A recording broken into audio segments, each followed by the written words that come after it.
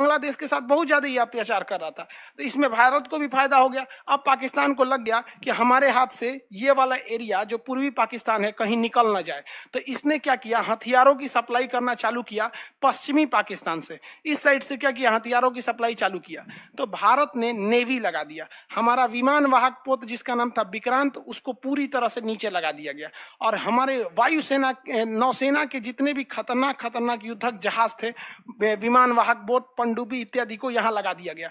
पाकिस्तानियों की जो सप्लाई चेन थी यहाँ की, इसको हम लोगों ने ध्वस्त कर दिया। हमारा सबसे खतरनाक जहाज जो था जिसका नाम था विक्रांत, उसको यहाँ लगा दिया गया। तो नीचे से धो रही थी नेवी, इस साइड से आर्मी और ऊपर से एयरफोर्स। ये लगातार बम बरसा रहे थे सब। लगातार बम बरसाने की वजह से यहाँ पर जो पाकिस्तानी थे इनका रीढ़ टूटते जा रहा था। अब पाकिस्तान की इधर से सप्लाई नहीं हो पा रही थी। जो इधर पाकिस्तानी फौजी बचे थे, इन लोग को तो पूरा का पूरा इंडियन आर्मी, मुक्ति वाहिनी, नौसेना, वायुसेना मिलकर धो रही थी। पाकिस्तान को लगा कि भैया हमसे, हमारे हाथ से पूर्वी पाकिस्तान चला जाएगा। तो ये जो था, पूर्वी पाकिस्तान को बचाने के लिए पाकिस्तान अमेरिका के पास भीख मांगने लगा, भैया अमेरिका हमको बचा लीजिए, हमारा ये वाला एरिया निकल जाएगा हाथ से। अमेरिका ने इसमें जब एंट्री मारी तो पूरा माहौल ही बदल के रख दिया था। आगे देखें, इसमें एंट्री मार दिया कौन, अमेरिका। और अमेरिका के एंट्री मारते बवाल हो गया बहुत भीषण, क्योंकि अमेरिका जैसे एंट्री किया तो अमेरिका की एंट्री करने के बाद कारण रूस की भी एंट्री फिक्स हो गई, क्योंकि रूस को हम लोग बचाए थे। याद कीजिए कि जब अमेरिका श्रीलंका में हम्बनटोटा बंदरगाह ले रहा था तो रूस ने भारत को कहा था कि अमेरिका को कैसे भी भगा दो। अब यहाँ पे एंट्री हो गई किसकी, अमेरिका की। अमेरिका ने यहाँ से अपने जहाजों को भेजना चालू कर दिया।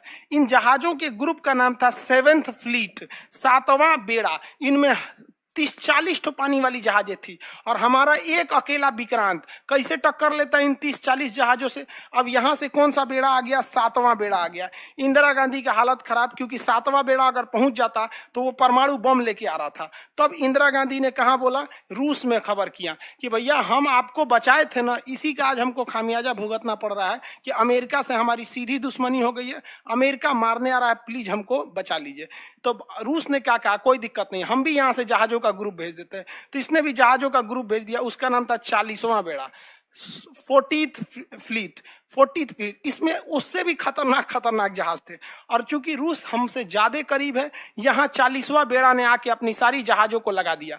जितना जहाज यहाँ लगा दिया, इतना ना भयानक नेवल ब्लॉकेज किया कि यहाँ डिगो गार्सिया से उनकी जहाजें नहीं उठ पाई। और जब ये 7वां बेड़ा यहाँ पहुंच रहा है तो उसको लगा कि भैया यहाँ तो 40वां बेड़ा पहले से पहुंचा हुआ है।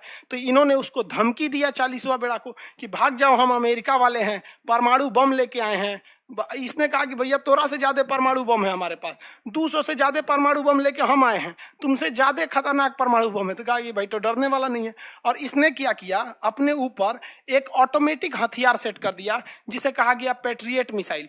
ये मिसाइलें इतनी खतरनाक थी कि अगर दुश्मन ज्यादा करीब आएगा तो ऑटोमेटिक अलार्म बजाने लगेगा, और करीब आएगा तो जहाज के कैप्टन, पायलट सबको अलार्म बजाने लगेगा। और अगर इनकी जहाजें 100 किलोमीटर तक के अंदर आ गई तो अपने से मिसाइल निकाल के मार देगा। तो इनको तो पहले ही डर हो गया कि इन्होंने कौन सी मिसाइल लगा रखी है, पैट्रियट मिसाइलों को लगा रखा है। और पैट्रियट मिसाइल लगा देने की वजह से यहाँ पे बहुत ज्यादा दिक्कत हो जाएगा। किसको, पैट्रियट मिसाइल लगा दी है तो वो एंट्री ही नहीं कर पाएगी। और जैसे ही एंट्री नहीं कर पाएंगे तो फिर यहाँ भारत का विक्रांत इनको क्या कर रहा था, धो रहा था। तो रूस ने कहा कि एक काम करो, तुम भयानक धो। तो हमारी आर्मी, एयरफोर्स, नेवी यहाँ धो रही थी। अब पाकिस्तान को इधर से तो भयानक धूल चटाया गया, इधर से भी धो, पाकिस्तान पिटाते रह गए यहाँ पर। और यहाँ पर रूस और अमेरिका ये आमने सामने। हम लोग को किसने रोक दिया, हम लोग को किसने बचाया, रूस ने। और अंततः अमेरिका को यहाँ से वापस जाना पड़ा, ये कह के कि we are too late, Pakistan तुम अपने से समझो। अब पाकिस्तान का तरीका ही तो बवाल हो गया यहाँ पर, अब क्या समझेंगे। तब पाकिस्तान ने लगा कि अब हमसे हाथ से ये पूर्वी पाकिस्तान चला जाएगा। तो पाकिस्तान ने सोचा भारत को दूसरे जगह पे घेर लेते हैं। तो पाकिस्तान सोचा कि यहाँ पे हम भयानक युद्ध कर देते हैं, भयानक युद्ध होगा तो भारत का ध्यान उधर से इधर हटेगा। तो इसने यहाँ पर अपने 6000 सैनिकों को भेज दिया। कितने सैनिकों को भेजा, 6000 सैनिकों को। चूंकि यहाँ भारत के केवल 120 सैनिक थे, 120 सैनिक थे और उसने कितने सैनिक भेजेगा, 6000। और यहाँ पर हमारे थे कौन थे भाई, तो हमारे यहाँ सिख रेजिमेंट थी। अब सरदार जी थे यहाँ पर, सरदार कुलदीप सिंह चांदपुरी। और कुलदीप कुलदीप सिंह चांदपुरी 120 सिख रेजिमेंट को लेकर रेडी थे। अभी लोग को पता है, ये लोग 1.25 लाख के नीचे बातें नहीं करते हैं। ये 120 मिल के ये 6000 पाकिस्तानियों को धूल चटा दिया, उनके टैंक वगैरह को मार के ध्वस्त कर दिया। आज भी यहाँ पर उनके टैंक हम लोग ने बंदी बना के रख लिए हैं। तो पाकिस्तान यहाँ से हार रहा था, उसकी पनडुब्बी वगैरह को मार के हम लोगों ने गिरा दिया। और यहाँ पर पाकिस्तान जो था, पाकिस्तान के 6000 सैनिक यहाँ मरे, अमेरिका वापस चला गया, पाकिस्तान को हार का सामना करना पड़ा। और हाल ये हो गया कि पाकिस्तान में यहाँ पर खड़े हुए 93,000 फौज ने आत्मसमर्पण किया, सरेंडर किया कि भारत हमको माफ कर दो, जिंदा छोड़ दो हमको। तो भारत ने यहाँ 93,000, सोचो भैया, हमारे यहाँ 120 फौजी ने सरेंडर नहीं किया और तुमको धूल चटा दिया, और यहाँ तुम्हारे 93,000 फौजी ने सरेंडर कर दिया। और इन गधों को लगता है कि कश्मीर ये ले लेंगे। अरे साले, पहले तुम अपना लोग ना, यहाँ पे तुम्हारा बांग्लादेश टूट गया, तुम अपना लो, बाद में हमारा कश्मीर लेना। वो तो हम लोगों ने यूएनओ में केस कर दिया, वरना कब का हम लोगों ने फरियाद दिए रहते कश्मीर का इशू, वरना आज लटका रहता। पूरी दुनिया में सबसे बड़ी हार अगर किसी के नाम पर है तो वो Guinness book of world record में है कि दुनिया में आज तक किसी भी देश की 93,000 फौज ने सरेंडर नहीं किया। भारत ने इनको स्कूल में बांध के रखा और पाकिस्तान से लिखवाया कि बोलिए कि अब पाकिस्तान के 2 टुकड़े हो गए, एक का नाम हो गया बांग्लादेश, दूसरा का हो गया पाकिस्तान। तो ये पाकिस्तान लिखा है। और हम कभी कभी यूट्यूब पे वीडियो बनाते हैं ना, तो पाकिस्तानी सब कमेंट क्या करता है, सब तुम हिंदुस्तानियों को हम सबक सिखाएंगे, कश्मीर लेके रहेंगे। हम मन में आता है, बस हम एक ही कमेंट करते हैं, भैया 1971 याद करो, वरना हमारे 120 फौजी तुम लोग को यहाँ धूल चटा दिए।